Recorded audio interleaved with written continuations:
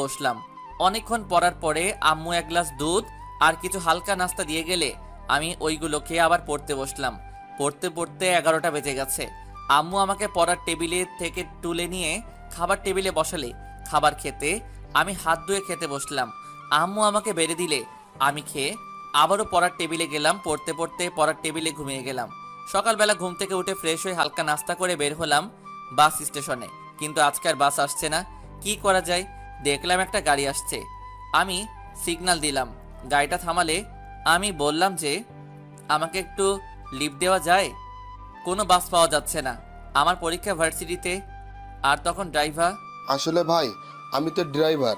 আমাকে বলা হয়েছে ম্যাডাম ছাড়া যেন আর কেউ এই গাড়িতে না ওঠে। পিছনে ম্যাডাম আছে, তাকে আপনি বলেন, দেখতে পারেন। ম্যাডামের কাছে যাই, গিয়ে দেখি এই কি, এ তো আদিবা। আমি বললাম প্লিজ একটু লিফট দেন, বাস পাওয়া যাচ্ছে না। ভাইয়া, আব্বু তোকে কি বলছে? ছোট লোকগুলোর কথা শোনার জন্য গাড়ি থামাইতেছো? আমার দেরি হচ্ছে, তাড়াতাড়ি চলো। ড্রাইভার গাড়ি নিয়ে চলে গেলে তখন আমি বললাম, শালি মনে হয় না আমার আব্বুর থেকে বড়লোক হবি, এত ভাব তোদের। বলে রাস্তার একপাশে দাঁড়িয়ে আছি। দেখলাম একটা বাস আসলে আমি সাথে সাথে দৌড়ে উঠে গেলাম। 10 মিনিট পরে ভার্সিটির সামনে নামলাম। রুটির দোকানে গিয়ে আগে 2 টাকা দিলাম। তারপরে ভার্সিটির ভিতরে গেলাম। গিয়ে দেখি সবাই লেখছে। পরীক্ষা 5 মিনিট আগে শুরু হয়ে গেছে। আমি ভিতরে গেলাম স্যার বলে। তুমি আসতে এত দেরি করলে কেন?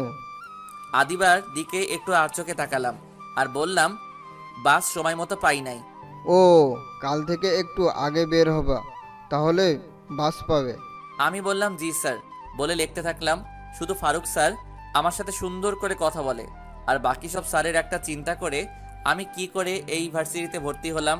যাই হোক, আগে পরীক্ষা দিতে হবে। আর কথা না বাড়াই, আমার হাতে সময় আছে 2 ঘন্টা। আমি প্রশ্নটা দেখলাম সবগুলো কমন। আমি লিখতে থাকলাম। অনেকক্ষণ লেখার পরে হঠাৎ মনে হলো কেউ আমাকে কলম দিয়ে খোঁচা দিছে। দেখলাম আদিবা। হাই, আমি আদিবা। আমি কিছু না বলে চুপচাপ করে লিখতে থাকলাম। আবারও খোঁচা দিলে কলম নিয়ে বললাম, কি সমস্যা? 7 নং প্রশ্নের উত্তরটা দেখান। আমি কিছু বলতে চামো, তার আগে আদিবা থামিয়ে দিল। আমি দেখছি আপনি 7 নং প্রশ্নটা দিছেন। ভাব নিয়ে বললাম, সরি, দেখানোর সময় নাই এখন, এমনিতে 10 মিনিট লেট আমার। তাও আপনি চাইলে আমাকে একটু হেল্প করতে পারতেন, তা আপনি করেন নাই। এখন আমিও পারবো না বলে আমি আমার মতো করে লিখতে থাকলাম। আর আদিবা গাল ফুলিয়ে বসে আছে। নির্ধারিত সময় পরীক্ষা শেষ হলে আমি পরীক্ষার হল থেকে বের হলাম। দেখলাম আদিবা রাগে গাল ফুলিয়ে আগুন হয়ে গেছে। আমি পরীক্ষার হল থেকে বের হতে হতে আদিবা আমাকে ডাকে। আমি তার কাছে গেলাম। আদিবা বলে, তুই আমার সাথে এমন করলি কেন? আমি কি করছি আপনার সাথে? আমাকে একটু দেখালে কি হতো তোর? আপনাকে দেখালে তখন আমার খাতাটা নিয়ে নিত স্যার, তখন কি হতো? আর আমার 10 মিনিট লেট হয়েছে আসতে। তো কি হয়েছে? কি হয়েছে মানে? ধ্যাত, আমি চলে আসলাম। আবার ডাকলো আদিবা। ওই ফকিনের বাচ্চা, তোকে যেতে বলছি। আমি রাগকে কন্ট্রোল করতে পারি নাই, গিয়ে সাথে সাথে কয়েকটা বসিয়ে দিলাম গালে। ওই ফকিনের বাচ্চা, তোর সাহস কত? তুই আমাকে থাপ্পড় মারলি। আবারও 2টা বসিয়ে দিলাম। চুপ, একেবারে চুপ। আরেকবার বললে তোর খবর আছে। ফকিনীর বাচ্চাকে কেন? তুই, তোর পোশাক দেখলে বোঝা যায় তুই কেমন ফ্যামিলির ছেলে। পোশাক দিয়ে কাউকে বিচার করতে নাই।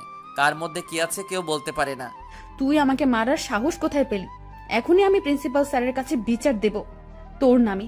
দেখ তোর কি হাল করি আমি। প্রিন্সিপাল আমার আব্বুর বন্ধু। মেয়েদের একটা স্বভাব, কোনো কিছু না পারলে আরেকজনের ক্ষমতা দেখায়, পারলে নিজের যোগ্যতা কিছু করে দেখা। ওকে ওকে, আমি আমার যোগ্যতা দিয়ে আমার প্রতিশোধ নিমু, যা। আমি চলে আসলাম ভার্সিটি থেকে।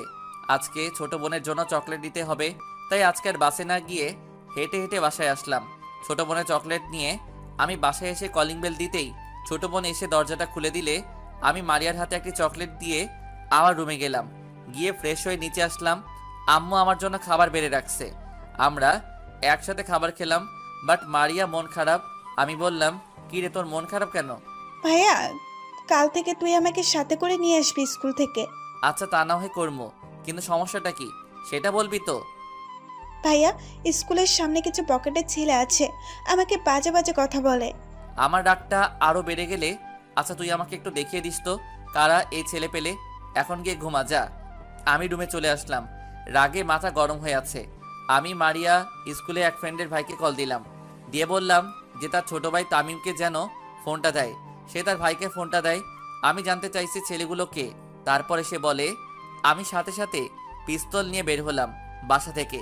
আমার লাইসেন্স করা পিস্তল আছে। আব্বু আমার জন্য সুরক্ষার জন্য এইটা আমাকে দিছে। আমি সোজা চলে গেলাম। স্কুলের সামনে গিয়ে দেখি ওরা সবাই বসে আছে।